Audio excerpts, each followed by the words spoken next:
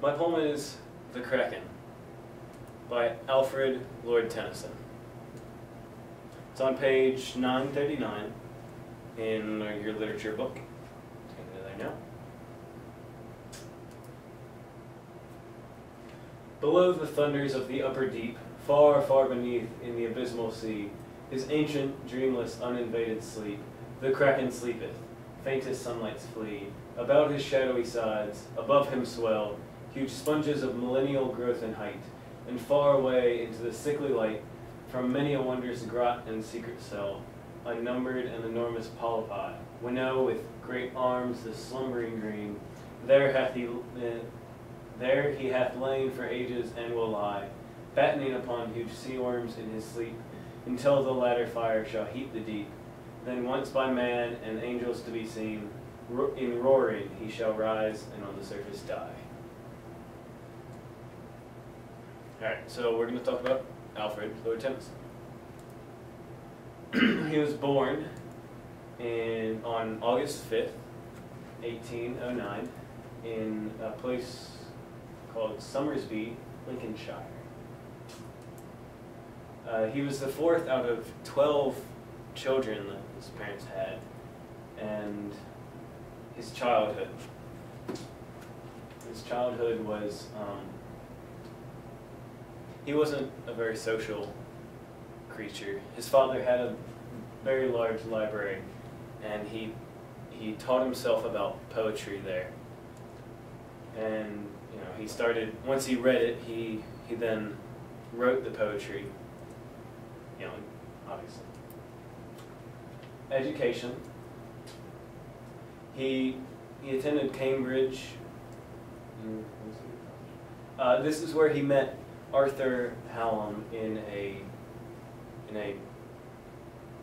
secret society type thing. Just a few years after this, Hallam died very young, and it crushed Alfred Lord Tennyson. And he wrote many poems. It inspired him to write several poems, including In Memoriam. Yeah, that's how you say it, I think. And then he named his firstborn son Hallam Tennyson after his close friend. He died on October 6th, 1892.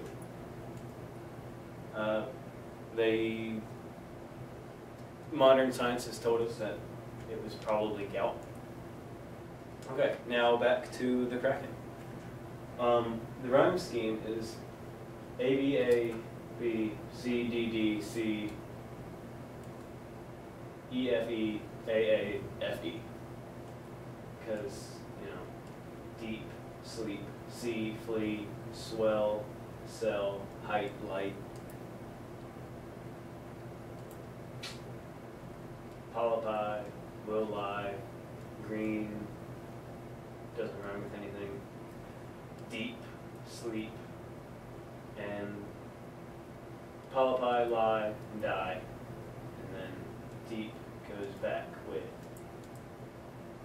deep again. And I think I covered all that. Okay. The poem's history. It first appeared in poems, chiefly lyrical. That was one of his published books of poetry, I guess. Yeah, it was a book of poetry. And it was published in the year 1830.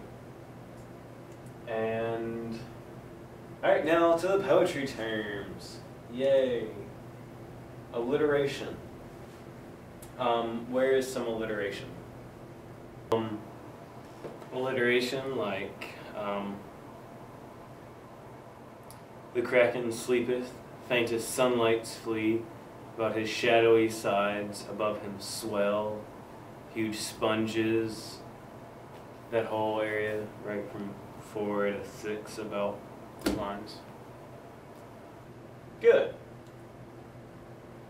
End rhyme, we obviously saw, so I'm just going to skip that one. It was the ABA. Iambic pentameter.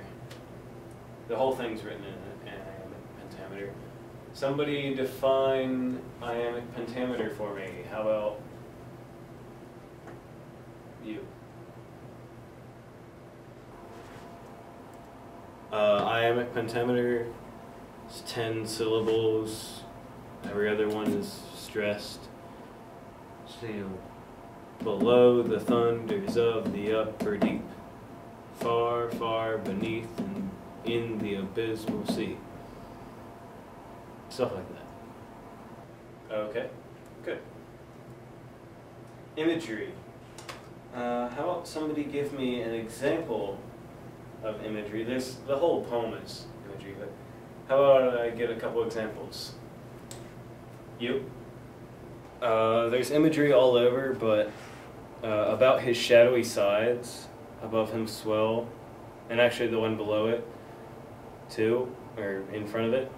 The Kraken sleepeth, faintest sunlights flee. You get this really dark feeling. And yeah. Yes, good. That is a good example. And another one. There's other alliteration, imagery at line 6 down.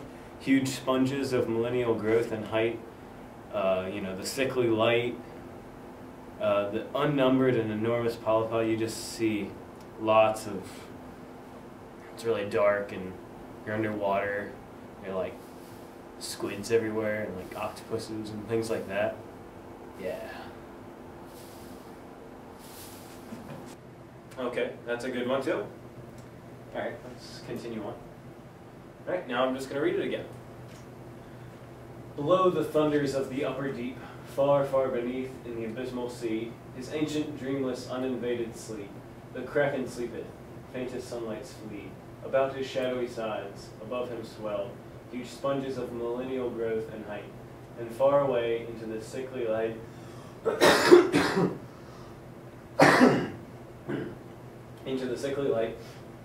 from many a wondrous grot and secret cell, unnumbered and enormous polypi, winnow with great arms the slumbering dream, there hath he lain for ages and will lie, battening upon huge sea worms in his sleep, until the latter fire shall heat the deep.